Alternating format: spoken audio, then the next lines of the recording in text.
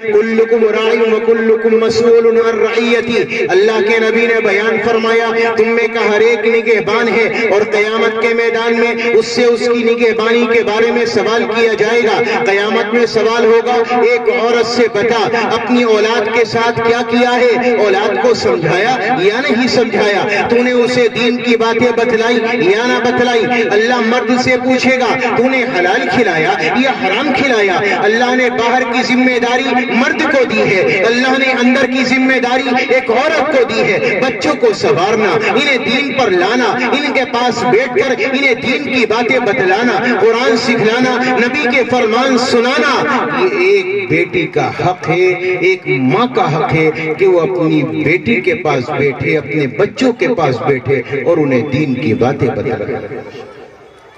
सल्लल्लाहु अलैहि वसल्लम, सल्लल्लाहु अलैहि वसल्लम,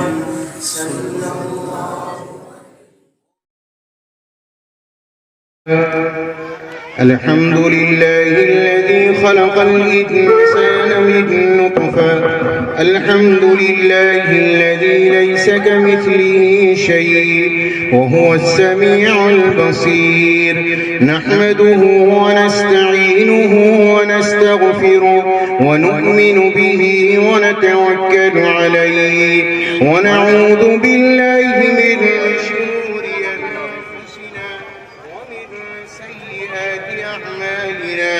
मन यहदिहिल्लाहु फला मुदिल्ल लहु व मन युضلله फला हादिय लहु। व नशहदु अन ला इलाहा इल्लल्लाहु वहदहु ला शरीक लहु।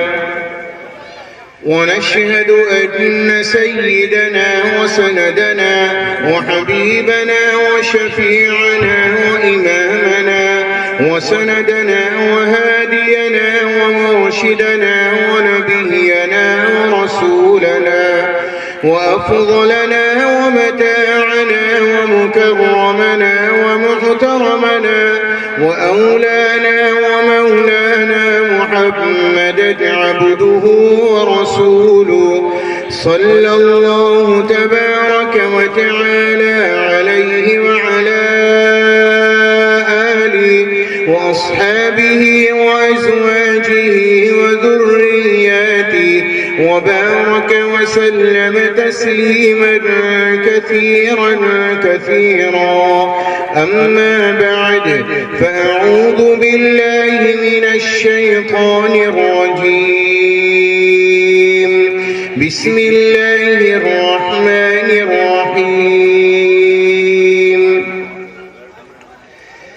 وقرن في بيوتكن ولا تبرجن تبرج الجاهلية الأولى فأقمنا الصلاة وآتينا الزكاة وأطعنا الله ورسوله إنما يريد الله ليذهب عنكم الرجس أهل البيت ويطهركم تطهيرا. صدق الله العلي العظيم. وقال النبي صلى الله تعالى عليه وسلم إذا المرأة صلت خمسها وصامت شهرها وأطاعت بعلها وأحسنت فرجها فلتدخل من أي أبواب الجنة شاءت أو كما قال النبي अपनी इस आयत में क्या बयान किया? वक़र्न फ़ी बुयूतिकुन्न वला तबर्रजन तबर्रुजल जाहिलियतिल ऊला। अपने घरों में करार पड़े। कौन? हमारी माई बहनें, हमारी बेटियां अपने घरों में रहें, जरूरत से अलावा अपने घर से बाहर ना निकले। अल्लाह तबारक व तआला ने कुरान करीम में फरमाया वक़र्न फ़ी बुयूतिकुन्ना वला तबर्रुजन तबर्रुजल जाहिलियतिल ऊला। और ज़माने जाहिलियत में जो जीनत को इख्तियार करके बाजारों की जीनत बना जाता था या मजमा आम की जीनत बना जाता था, अल्लाह तबारक व तआला ने इस आयत करीमा में बयान फरमाया औरत को चाहिए چاہیے اپنے گھر کے کونے کو اختیار کرے، عورت کو چاہیے اپنی زینت کو ظاہر کر کے وہ لوگوں کے سامنے نہ آئے، اپنی زینت کو ظاہر کر کے وہ بازاروں میں نہ جائے، اپنی زینت کو ظاہر کر کے وہ لوگوں کے سامنے نہ آئے۔ حضرت عائشہ رضی اللہ تعالی عنہا یہ فرماتی ہیں اکثر تو ہم لوگ اپنے گھروں سے نکلا نہیں کرتے تھے، لیکن اگر نکلنے کا وقت آ گیا اور کوئی ایسی ضرورت پیش آ گئی، کسی کی مزاج پرسی کے لیے جانا ہوا اور کسی کے پاس جانا ہوا اس کی خیریت کے لیے، تو حضرت عائشہ میری اور آپ کی ماں کیا فرماتی ہیں، ہم جب روڈ پر چلا کرتے، ہم جب گلیوں میں گزرا کرتے تو ہم گلیوں سے چمٹ کر چلا کرتے تھے کہ ہمارے دوپٹے دیواروں سے چمٹ جایا کرتے تھے، باقاعدہ انہیں ہاتھ سے چھٹانا پڑتا تھا۔ یہ حضرت عائشہ رضی اللہ تعالی عنہا میری اور آپ کی ماں، یہ آپ کا تصور اور آپ کا عمل یہ امت محمدیہ کے سامنے رکھنا چاہتا ہوں کہ حضرت عائشہ فرماتی ہیں کہ پوری زندگی ہم لوگ بلا ضرورت گھر سے باہر نہیں نکلتے تھے، اگر خاص ضرورت پیش آئی تو روڈ کے گلیوں کے کنارے چلا کرتے تھے۔ اب میں کہوں گا کچھ نہیں، صرف اشارہ دوں گا، میری بیٹیاں میری بہنیں یہ تصور کرے جب ہم بازاروں میں جاتے ہیں تو ہمارا حال کیا ہوتا ہے۔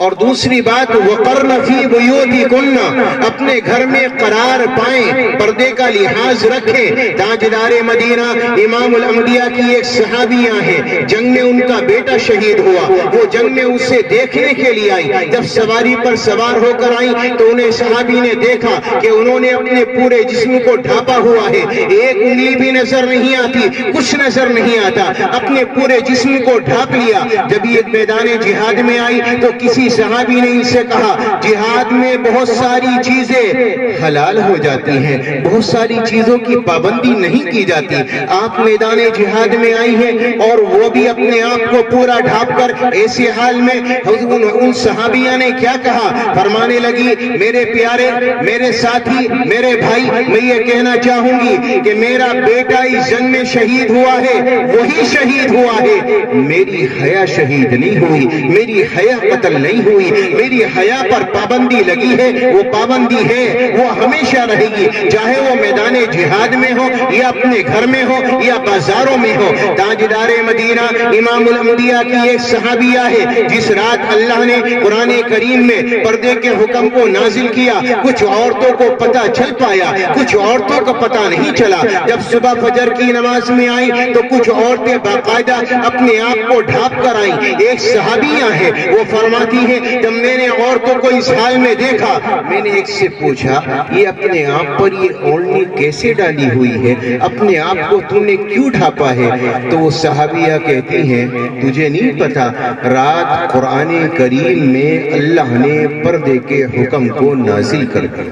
اللہ صحابیہ فرماتی ہیں بس میرے اٹھنے کی ہمت نہ ہو سکی کہ میں بے پردہ ہو کر اپنے گھر چلی جاؤں۔ قرآن میں رات میں پردے کا حکم نازل ہوا تھا، ان کے پاس اجازت تھی کہ انہیں معلوم نہ تھا، اسی طریقے سے بے پردہ اپنے گھر چلی جاتی، لیکن میں قربان جاؤں کیا ان کے دل میں تصور تھا پردے کا اور کیا خیال تھا پردے کا؟ یہ صحابیہ جب قرآن کریم میں پردے کا حکم نازل ہونے کو سنتی ہے تو ایک بچے کو بلاتی ہیں اور فرماتی ہیں جا میرے بچے میرے گھر میں چلا جا اور ایک چادر کو لے کر آ تاکہ میں اسے ڈھانپ کر اپنے گھر پہنچ سکوں۔ یہ بچہ ان کے گھر پہنچا، ایک بڑی سی چادر کو لے کر آیا اور ان کو دیا، انہوں نے اپنے پورے جسم کو ڈھانپا اور ڈھانپ کر اپنے گھر پہنچی۔ شوہر انتظار میں تھا، صحابی کہنے لگا بڑی دیر آنے میں لگا دی، فرمایا آپ کو معلوم نہیں رات اللہ نے قرآن کریم میں پردے کا حکم نازل کر دیا، اب میری یہ مجال کہاں کہ بے پردہ ہو کر اللہ کے گھر سے نکلوں اور اپنے گھر چلی آؤں۔ فرمایا اللہ کی بندی رات نازل ہوا تھا، اب تو تجھے آنے کی اجازت تھی، اس کے بعد آ کر پردہ کر لیتی۔ فرمایا میرے دل نے گوارا نہیں کیا کہ اللہ کا حکم تو نازل ہو چکا ہے، اب میں اس کے خلاف ورزی کر کے اپنی زندگی گزاروں۔ کیا دل میں حیا تھی؟ کیا اللہ کے قانون پر عمل کرنے کا مادہ تھا؟ کیا ان کے دلوں کے اندر اللہ نے ایمان ڈالا تھا؟ آج میری اور آپ کی بیٹیاں، میری اور آپ کی بہنیں، تصور تو کیجئے میرے پیاروں، کیا ان کے دلوں میں یہ حیا کا مادہ ہے؟ کیا ان کے دلوں میں یہ ایمان زندہ ہے؟ تاجدار مدینہ امام الانبیاء کا ایک صحابی اپنے گھر میں آیا۔ تاجدار مدینہ امام الانبیاء کا صحابی جب گھر میں پہنچا تو فرمایا کہ جاؤ ایک گلاس پانی کا لے کر آؤ، ایک پیالہ پانی کا لے کر آؤ۔ صحابیہ اٹھی اور پانی لینے کے لیے گئیں۔ جب واپس آئی ہیں تو آ کر کیا دیکھتی ہیں کہ ان کا شوہر نیند میں جا چکا ہے۔ چونکہ نبی پاک علیہ السلام کا فرمان عالی ہے، میرے آقا نے فرمایا اذا المرأة صلت خمسها وصامت شهرها واطاعت بعلها واحسنت فرجها فلتدخل من ای ابواب الجنت شاءت۔ میرے نبی نے فرمایا اگر دنیا کی زندگی میں عورت یہ چار کام کر کے چلی جائے، اللہ کے نبی نے فرمایا کل قیامت کے میدان میں پہنچے گی۔ جنت کے 8 دروازے ہیں، کسی بھی دروازے سے داخل ہو جائے اسے کوئی روکنے والا نہیں۔ میرے تمہارے نبی نے فرمایا اذا المرأة صلت خمسها، جب ایک نیک بیوی، ایک نیک عورت، ایک نیک بٹیا 5 وقت کی نمازوں کی پابند ہو جائے اور نمازوں کو پڑھنے والی بن جائے تو میرے نبی نے فرمایا قیامت کے میدان میں جنت کے جس دروازے سے چاہے داخل ہو جائے۔ میرے تمہارے نبی نے فرمایا وصام الشہرها، رمضان کے روزے رکھے، ان میں کوتاہی نہ کرے تو اللہ کے نبی نے فرمایا جنت کے جس دروازے سے چاہے وہ عورت داخل ہو جائے۔ میرے تمہارے نبی نے تیسری بات بیان فرمائی، آقا فرماتے ہیں وَأَطَاعَتْ بَعْلَهَا، آقا نے فرمایا اپنی خاوند کی فرما بردار ہو، اس کی اطاعت کرنے والی ہو، اس کی فرما برداری کرنے والی ہو۔ نبی نے فرمایا جنت کے جس دروازے سے چاہے داخل ہو جائے۔ سبحان اللہ سبحان اللہ۔ تو صحابی گھر میں آیا کہ جاؤ ایک گلاس، ایک پیالہ پانی کا لے کر آؤ۔ صحابی پہنچے، صحابیہ پہنچی، پانی لے کر آئی۔ واپس آ کر کیا دیکھتی ہیں کہ صحابی نیند میں جا چکا ہے، سو چکا ہے۔ سچی بتاؤ ہماری بیٹیاں کیا کریں گی؟ جگائیں گی یا نہیں جگائیں گی؟ اتنی جلدی شوہر سو چکا ہو تو میرا اور آپ کا کیا کام ہے؟ نیند میں گئے، بیوی آئی آ کر اٹھائے گی، کیا کہے گی؟ جلدی اٹھو، بڑی جلدی سو گئے، یہ پانی پی لو اس کے بعد سو۔ یہ تو تہذیب دار بیٹی کی یا بہن کا خیال ہوگا، تصور ہوگا، اس طرح سے وہ پیش آئے گی۔ لیکن جن کا حال برا ہے وہ کیا کہیں گے؟ بڑی جلدی سو گیا، پہلے پانی ڈھکوس لے اس کے بعد سونا۔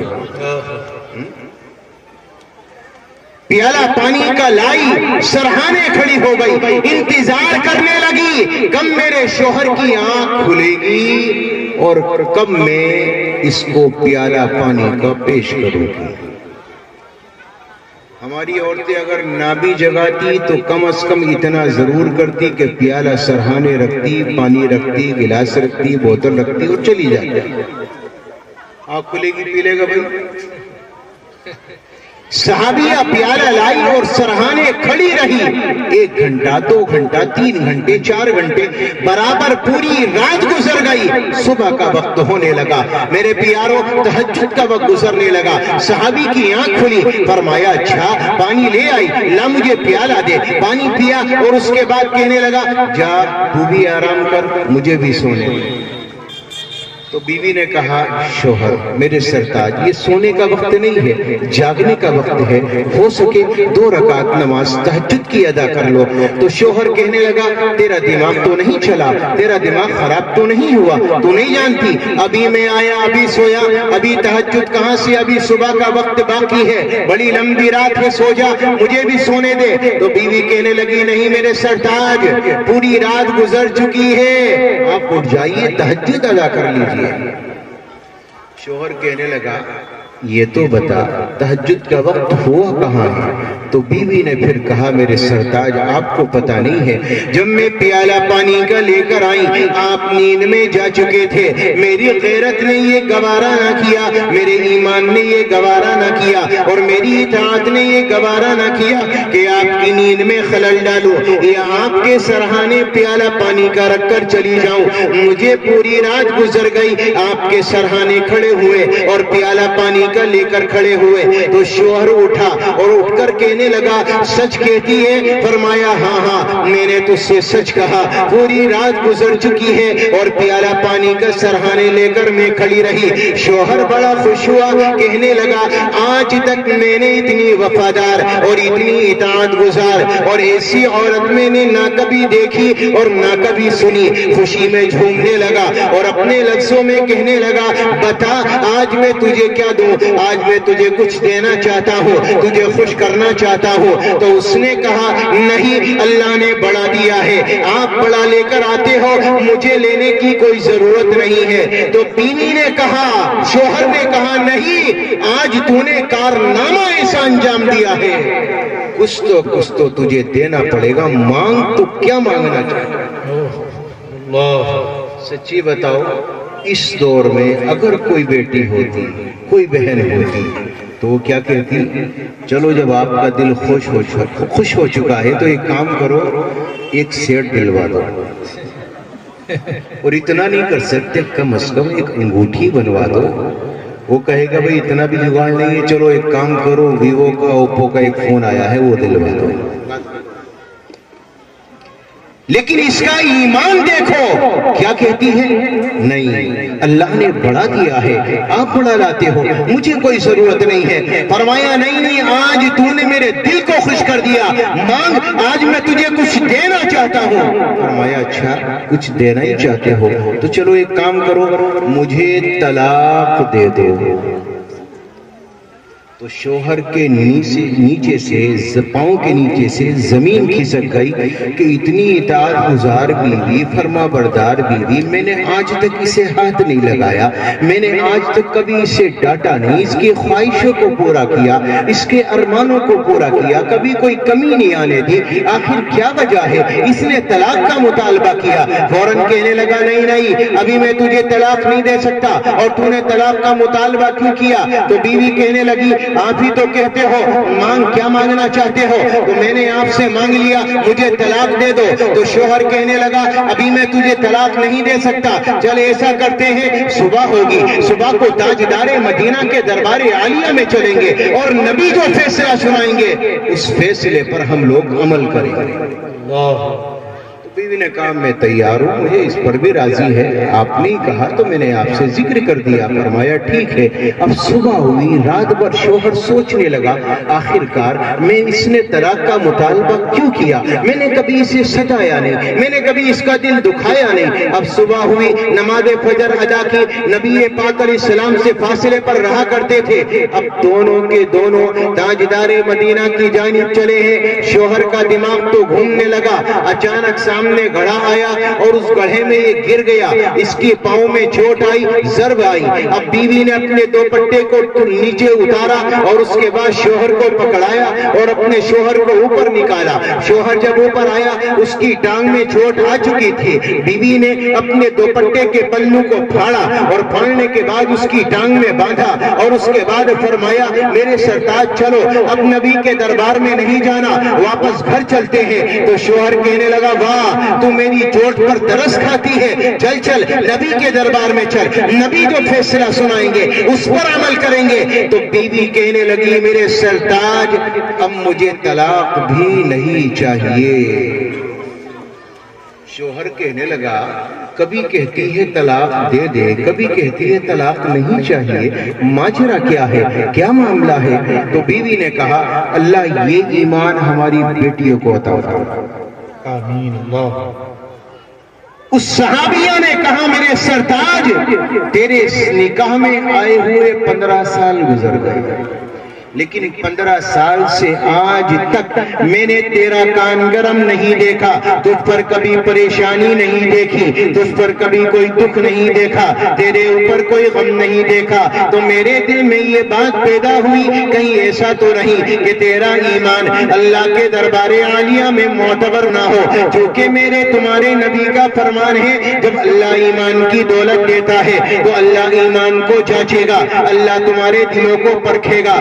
میرے رب نے قرآن کریم میں فرمایا الذی خلق الموت والحیات لیبلوکم ایکم احسن عملا، میرے رب نے فرمایا وَلَنَبْلُوَنَّكُمْ بِشَيْءٍ مِّنَ الْخَوْفِ وَالْجُوعِ وَنَقْصٍ مِّنَ الْأَمْوَالِ وَالْأَنفُسِ وَالثَّمَرَاتِ وَبَشِّرِ الصَّابِرِينَ۔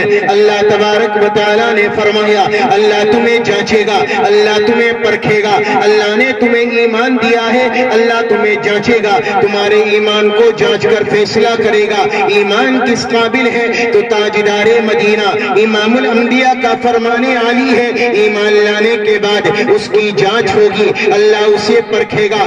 صحابیہ نے کہا میرے دل میں یہ تصور ہوا اللہ جب ایمان دیتا ہے تو اللہ کبھی پریشانی ڈالتا ہے، اللہ کبھی دکھ ڈالتا ہے، اللہ کبھی غم ڈالتا ہے۔ میرے صحابی، میرے شوہر، میرے دل میں یہ تصور آیا تجھے ایمان تو ملا لیکن تجھ پر کوئی غم نہیں آیا، تجھ پر کوئی پریشانی نہیں آئی، تو میرے دل میں یہ وسوسہ پیدا ہوا شاید تیرا ایمان اللہ کے دربار میں قبول نہیں ہے۔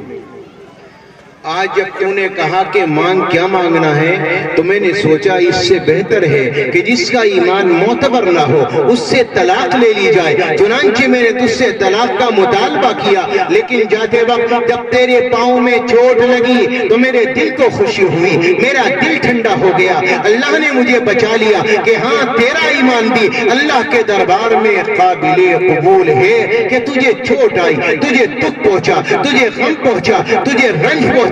میرے پیاروں ذرا اندازہ لگانا ایک مائی کے دل کا تصور کیا ہے کہ میرے شوہر کے ایمان پر اللہ نے جانچ کیوں شروع نہیں کی، اللہ نے جانچا کیوں نہیں، اللہ نے دکھ کیوں نہیں دیا، اللہ نے غم کیوں، اس پر شکایت نہ کرے۔ ایک صحابی رسول ہے روزانہ نماز عصر میں تشریف لائیں اور جلدی اپنے گھر کو چلے جائیں۔ نبی نے ایک دن دیکھا، نبی نے 2 دن دیکھا، نبی نے 3 دن دیکھا، ایک دن میرے نبی نے انہیں روک لیا اور فرمایا ادھر آؤ، بڑی جلدی چلے جاتے ہو، کیا بات ہے؟ میرا آواز نہیں سنتے، میری بات نہیں سنتے، تسبیحات میں شامل نہیں ہوتے؟ فرمایا یا رسول اللہ معاملہ کچھ ایسا ہے کہ میں آپ کی مجلس میں شریک نہیں ہو سکتا۔ تو نبی نے فرمایا میری مجلس میں شریک ہونے سے بہتر تیرے لیے اور کون سا کام ہے، تجھے کس بات کی جلدی ہے؟ فرمایا آقا میری مجبوری ہے۔ تو میرے نبی نے فرمایا وہ کون سی مجبوری ہے؟ ایک امتی اپنے نبی سے شیئر نہیں کر سکتا، بتلا کیا مجبوری ہے، کیا معاملہ ہے؟ تو صحابی نے کہا یا نبی اللہ میرے گھر میں ایک ہی چادر ہے، اسی کو اوڑھ کر میں نماز پڑھتا ہوں اور اسی کو اوڑھ کر میری بیوی نماز پڑھتی ہے۔ میں جلدی اس لیے چلا جاتا ہوں تاکہ یہ چادر اپنی بیوی کو دوں اور وہ وقت پر نماز ادا کر لے، اگر میں یہاں لیٹ کروں گا تو اس کی نماز میں تاخیر ہو جائے گا۔ آقا کی آنکھوں میں آنسو آئے، نبی رونے لگے، صحابی اٹھا اپنے گھر چلا گیا۔ تھوڑی دیر کے بعد نبی کے معجزے کا اظہار ہوا، ایک اونٹ کپڑوں سے بھرا ہوا لد کر نبی کے دربار میں بطور تحفے کے آیا۔ تو میرے نبی نے فرمایا بھئی یہ جو صحابی ابھی میرے پاس بیٹھا تھا جس سے میں نے اپنے قریب بلایا تھا، یہ اونٹ یہ کپڑے لے جاؤ اور اس کے گھر میں لے جا کر اس کو ہدیہ دے دو۔ چنانچہ ایک صحابی نے اونٹ کے ان کپڑوں کو اور لے جا کر ان صحابی کے گھر میں روکا اور ان کے صحن میں کپڑوں کا گٹھر ڈال دیا۔ صحابی فرماتے ہیں کہ وہ نکل کر آنے کے بعد پوچھا یہ کپڑوں کا گٹھر کہاں سے آیا؟ فرمایا نبی نے تمہیں تحفے میں بھیجا ہے، نبی نے تمہیں ہدیے میں بھیجا ہے۔ اب ایک بات کا تصور کرو، کیا نبی کا ہدیہ کوئی لوٹا سکتا ہے؟ نبی کا تحفہ کوئی لوٹا سکتا ہے؟ نبی پاک علیہ السلام کا ہدیہ سمجھ کر قبول کر لیا، صحابی چلا آیا۔ بیوی نکل کر آئی، فرمایا یہ کپڑوں کا گٹھر کہاں سے آیا؟ اور میرے شوہر یہ بتا باہر والوں کو کیسے پتا چلا میرے تیرے گھر میں کپڑا نہیں؟ باہر والوں کو کیسے علم ہوا کہ میرے گھر میں کپڑا نہیں ہے؟ فرمایا اللہ کے نبی کے دربار میں پہنچا تھا، میرے نبی نے مجھ سے سوال کیا تو میں نے بتلا دیا۔ تو صحابیہ نے کیا کہا؟ اس کا ایمان دیکھنا، اللہ نے اسے کس درجہ بلا کا ایمان دیا تھا۔ تو اس صحابیہ نے کیا کہا؟ میرے شوہر، اگر آج تو میرا شوہر نہ ہوتا یا اللہ نے مجھے طلاق کا اختیار دیا ہوتا تو میں تجھے اس عمل پر طلاق دے دیتی کہ تو نے اپنی ضرورت کو اپنے اللہ کے علاوہ کسی اور کے سامنے بیان کیوں کیا؟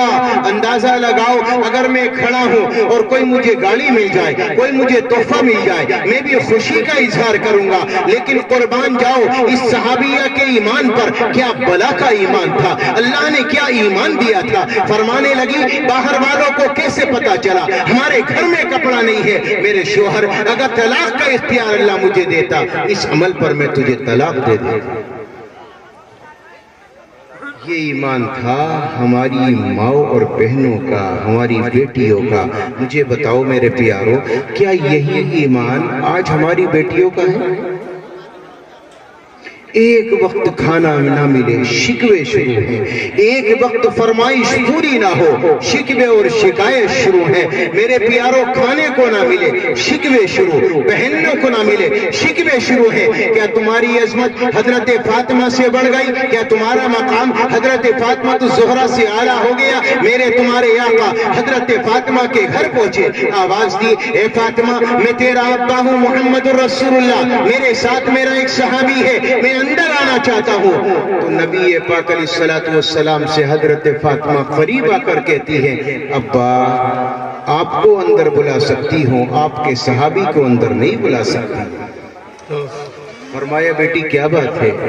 حضور آقا چادر نہیں ہے، پردہ کس سے کروں گی؟ پردے کے لیے چادر نہیں، آج 10 اوڑھنیاں ہوں پھر بھی چاہیے، آج 20 سوٹ ہو پھر بھی چاہیے، نیا سوٹ چاہیے، نیا ڈیزائن چاہیے، نیا فیشن چاہیے۔ میں اس پر نکیر نہیں کرتا، لیکن اتنا کہنا چاہوں گا کم از کم اللہ نے جو دیا ہے اس پر شکر تو کرو۔ اللہ نے اگر روز بھی دیا ہے تو اس پر شکر کے دامن کو تھامو۔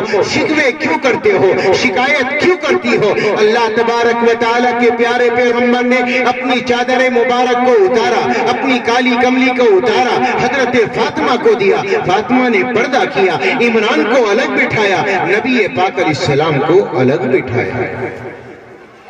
اب آپ جانتے ہیں اور بیٹی بھی جانتی ہے، آج کی بہن بھی جانتی ہے، جب اس کے گھر میں اس کا باپ یا اس کا بھائی پہنچے نا اس کے سسرال میں، تو دیکھ کر جو خوشی ایک بہن کی ایک بیٹی کے دل میں جاتی ہے نا، اس کا تصور کوئی اور نہیں کر سکتا۔ باپ کو دیکھا دل کھل اٹھا، بیٹی کو بھائی کو دیکھا دل کھل اٹھا، یہ تصور ہوتا ہے ایک بٹیا کا، ایک بہن کا۔ میرے پیاروں، تاجدار مدینہ پہنچے، فاطمہ کو دیکھا، فاطمہ نے نبی کو دیکھا، تاجدار مدینہ امام الانبیاء نے دیکھ کر فرمایا، بٹیا چہرے پر اداسی ہے، معاملہ کیا ہے؟ خوش نہیں؟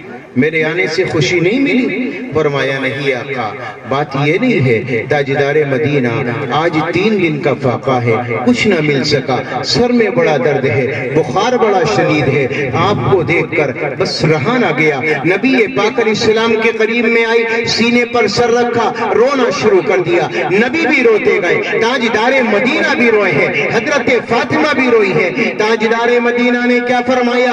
بٹیا اگر تیرے گھر میں فاقہ ہے تو علی کا گھر تیرا گھر ہے، اگر تیرے گھر میں صحت اور تندرستی ہے تو علی کا گھر تیرا گھر ہے، اگر تیرے گھر میں خوشحالی ہے اور دنیا کی دولت ہے تو علی کا گھر تیرا گھر ہے۔ فاطمہ تصور کرنا، اللہ نے تجھے جنتی عورتوں کا سردار بنایا، اور بیٹیا اگر تیرے گھر میں فاقہ ہے، اگر تیرے گھر میں کھانے کو نہیں ہے تو تیرا باپ بھی شاہی ٹکڑے نہیں توڑ رہا۔ آج 3 دن گزر گئے، تیرے باپ کے پیٹ میں بھی لقمہ روٹی کا داخل نہیں ہوا۔ میرے پیاروں کہنا یہ چاہوں گا، میری بچیوں، میری بیٹیوں، میری بہنوں، میری ماؤں، میں کہنا یہ چاہوں گا، اللہ کے واسطے، اللہ کے واسطے شکوے نہ کرو، شکایت نہ کرو۔ اللہ نے جو زندگی دی ہے، رب نے صحیح فیصلہ کیا ہے، اس صحیح فیصلے پر راضی ہو جاؤ، ایمان پر راضی ہو جانا۔ رضیت باللہ ربا وبالاسلام دینا وبمحمد نبی و رسولا۔ جو دین اسلام پر راضی ہو گیا، اپنی تقدیر پر راضی ہو گیا، تھوڑے مال پر راضی ہو گیا، اللہ اس کے قیامت کے میدان میں تھوڑے عمل پر راضی ہو جائے گا۔ سبحان اللہ، سبحان اللہ۔ جنہیں دولت زیادہ ملی ہے نا، تو یاد رکھیے قیامت کے میدان میں اللہ کو عمل بھی زیادہ دکھانے پڑے۔ اور تھوڑی دولت ہے کوئی بات نہیں، بے فکر ہو جاؤ، تھوڑے عمل کر کے چلے جاؤ، اللہ کے دربار میں تھوڑے عمل کو قبول کر کے جنت کا فیصلہ ہے۔ تو اذا المرأة صلت خمسہا، عورت کو چاہیے 5 نمازوں کی حفاظت کرے، عورت کو چاہیے رمضان کے روزے رکھے، عورت کو چاہیے اپنے شوہر کی اطاعت فرما برداری کرے۔ میرے تمہارے آقا نے فرمایا اگر شوہر کہے کالے پہاڑ کو زرد پہاڑ کی جگہ اور زرد پہاڑ کو کالے پہاڑ کی جگہ رکھ دے، تو عورت کو آمادہ ہو جانا چاہیے، اس کو کر دینا چاہیے۔ اور نبی نے تو یہ فرمایا اگر اللہ کے بعد کسی کو سجدہ ربا جائز ہوتا لَأَمَرْتُ الْمَرْأَةَ أَن يَسْجُدَ لِزَوْجِهَا، عورت کو حکم دیتا شوہر کو سجدہ کرے، عورت کو حکم دیتا کہ وہ اپنے شوہر کو سجدہ کرے۔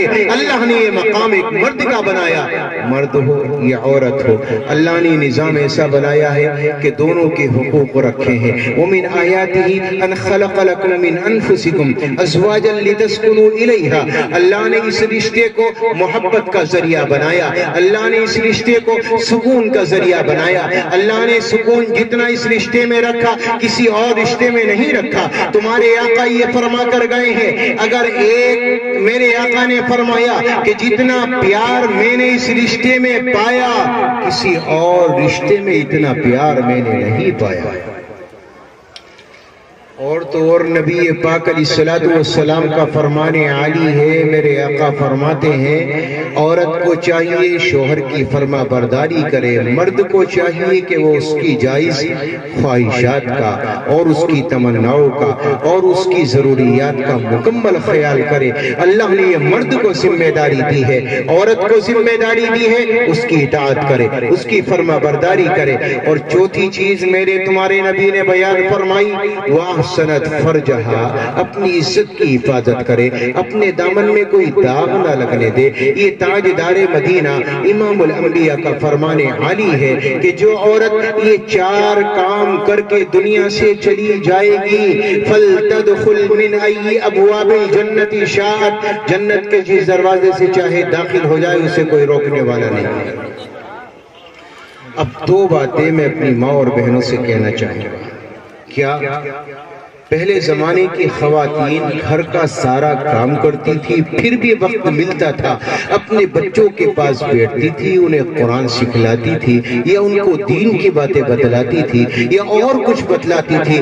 آج کی بیٹیوں کو، آج کی بہنوں کو یہ وقت نہیں ہے اپنی اولاد کے پاس بیٹھے آدھا گھنٹہ 15 منٹ نکالے، انہیں دین کی باتیں سمجھائیں، انہیں قرآن بتلائیں۔ کلکم راع وکلکم مسئول عن رعیتی، اللہ کے نبی نے بیان فرمایا تم میں کا ہر ایک نگہبان ہے اور قیامت کے میدان میں اس سے اس کی نگہبانی کے بارے میں سوال کیا جائے گا۔ قیامت میں سوال ہوگا ایک عورت سے بتا اپنی اولاد کے ساتھ کیا کیا ہے، اولاد کو سمجھایا یا نہیں سمجھایا، تو نے اسے دین کی باتیں بتلائی یا نہ بتلائی۔ اللہ مرد سے پوچھے گا تو نے حلال کھلایا یا حرام کھلایا۔ اللہ نے باہر کی ذمہ داری مرد کو دی ہے، اللہ نے اندر کی ذمہ داری ایک عورت کو دی ہے۔ بچوں کو سنوارنا، انہیں دین پر لانا، ان کے پاس بیٹھ کر انہیں دین کی باتیں بتلانا، قرآن سکھلانا، نبی کے فرمان سنانا، یہ ایک بیٹی کا حق ہے، ایک ماں کا حق ہے کہ وہ اپنی بیٹی کے پاس بیٹھے، اپنے بچوں کے پاس بیٹھے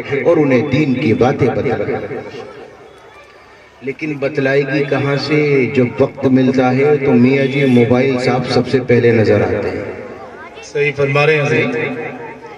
اور عجیب بات بتاؤں آپ کو، ایک ہی بستر پر شوہر ہے، ایک ہی بستر پر بیوی ہے، جو نئی نسل ہے اس کا نظام کیا ہے کہ وہ اپنے فون میں لگی ہے، وہ اپنے فون میں لگا ہے، دونوں سے کوئی مطلب نہیں۔ یہ رشتہ اللہ نے اس لیے بنایا، بتاؤ اس لیے بنا تھا یہ رشتہ کہ تم موبائلوں میں رہ کر زندگی گزارو اور نہ بیوی شوہر کے چہرے کو دیکھے نہ شوہر بیوی کے چہرے کو دیکھے۔ تاجدار مدینہ تو یہ فرماتے ہیں بیوی اور شوہر آپس میں ایک دوسرے کو دیکھ کر مسکرانے لگے، آسمان پر اللہ مسکراتا ہے، اتنا پیارا عمل ہے۔ لیکن افسوس کی بات یہ ہے کہ شوہر دوسری کروٹ سوتا ہے، بیوی دوسری کروٹ سوتی ہے اور دونوں اپنے موبائل میں مست ہوتے ہیں۔ اور ایک بات کہنا چاہوں، بیوی دوسرے کو تکنے لگے تو دل پھٹے گا نہیں پھٹے گا، غصہ آئے گا نہیں آئے گا؟ وہ موبائل میں گھنٹوں دوسروں کا چہرہ دیکھتی ہے، ان کی زندگیاں دیکھتی ہے، اپنے دل میں قبول کرتی ہے۔ بتاؤ ہمارے دلوں پر کوئی اثر نہیں ہوتا ہے؟ اللہ ہماری حفاظت فرمائے۔ میں کہتا ہوں مردوں سے بھی کہ وہ کسی عورت کو موبائل پر نہ دیکھے، اور عورتیں بھی کسی مرد کو موبائل پر نہ دیکھیں۔ اللہ کے واسطے اپنے پاکیزہ رشتہ بنایا ہے، محبت کا رشتہ بنایا ہے، ایک دوسرے کے لیے بنے ہو، اس میں زندگی گزارو، اس کو اپنی زندگی سمجھو۔ لیکن افسوس کی بات تو یہ ہے کہ اس موبائل نے سارا نظام ختم کر کے رکھ دیا ہے۔ عورت پہلے کہی جاتی تھی وقت نہیں ہوتا، وقت ہوا کرتا، اب نہیں ہے کوئی وقت۔ اللہ ہمیں سمجھ دے، عمل کی توفیق عطا فرما دے۔ 4 کام کر لو، اطاعت کرو شوہر کی، عزت کی حفاظت کرو، رمضان کے روزے رکھو، نماز کو قائم کرو، جنت کے جس دروازے سے چاہے داخل ہو جاؤ، ایمان کو مضبوط بناؤ، ایمان کو پختہ بناؤ، تقدیر پر راضی رہو۔ اللہ نے ایمان دیا ہے، وہ جانچے گا پرکھے گا، اس پر شکوے نہ کرو، شکایت نہ کرو۔ اللہ مجھے بھی آپ کو بھی عمل کی توفیق عطا فرمائے۔ جو کہا گیا سنا گیا اپنے بارگاہ میں قبول کریں۔ کیا ہے یہ قاری صاحب نے وہ دیا ہے کہ حضور اکرم صلی اللہ علیہ وسلم کا نسب نامہ پیش کر دو۔ چلیے میں پیش کر دیتا ہوں۔ میرے اور آپ کے آقا کا شجرہ اور آپ کا نسب آدم سے لے کر محمد تک، محمد سے لے کر آدم تک اللہ نے محفوظ کیا ہے۔ اللہ تبارک و تعالیٰ نے کسی نبی کے نسب کو محفوظ نہیں کیا، اپنے حبیب کے نسب کو محفوظ کر ڈالا۔ محمد صلی اللہ علیہ وسلم بن عبداللہ بن عبد المطلب بن ہاشم بن عبد مناف بن قصی بن کلاب بن مرہ بن کعب بن لوی بن غالب بن فہر بن مالک بن نضر بن کنانہ بن خزیمہ بن مدرکہ بن الیاس بن مضر بن نزار بن معد بن عدنان بن عبد بن حمیسہ بن سلامان بن عوس بن بوس بن قموال بن عبی بن عوام بن ناشد بن حزاء بن بلداس بن یدلاف بن تابق بن جاحم بن ناحش بن ماخی بن عیفی بن عبقر بن عبید بن عدعاء بن حمدان بن سنبر بن یسربی بن یحزن بن یلحن بن عرعبا بن عیدی بن دیشان بن عیسر بن اقناد بن ایہام بن مقصر بن ناحس بن زارع بن سمی بن مزید بن عوج بن عیران بن قیدار بن اسماعیل بن ابراہیم بن آدر بن ناحور بن سرود بن روح بن فائج بن عابر بن الفخشار بن سام بن نوح بن لامک بن متوشال بن ادریس بن یرید بن ملحلیل بن قینان بن آنوش اور بن شیش بن آدم علیہ السلام۔ یہ محمد سے لے کر آدم تک اللہ نے آپ کے سارے سلسلوں کو محفوظ رکھا ہے، آپ کی ہر ادا کو محفوظ کیا، آپ کے سلسلے کو بھی محفوظ کیا۔ آپ کی کوئی ادا ایسی نہیں ہے جو اللہ نے اس کا ذکر قرآن کریم میں نہ کیا۔ سبحان اللہ، سبحان اللہ۔ اللہ تعالی ہمیں ان کی پیروی کرنے کی، ان کی اتباع کرنے کی توفیق عطا فرما دے۔ میرے پیاروں، میری بیٹیوں، میری بہنوں، میری ماؤں، میں یہ کہنا چاہوں گا، بچوں کی ذمہ داریاں آپ کے اوپر ہے۔ جس سانچے میں ڈھالو گی ڈھل جائے گا، جس سانچے میں بناؤ گی بن جائے گا۔ ایک بچہ اسکول میں ہے، اس کا ٹیچر پوچھتا ہے بتاؤ بچوں نماز کون نہیں پڑھتا؟ تو ایک بچہ کھڑا ہوتا ہے، وہ کہتا ہے حضور نماز وہ نہیں پڑھتا جو مر جاتا ہے، اس لیے کہ اس کی نماز پڑھی جاتی ہے، وہ نماز نہیں پڑھتا۔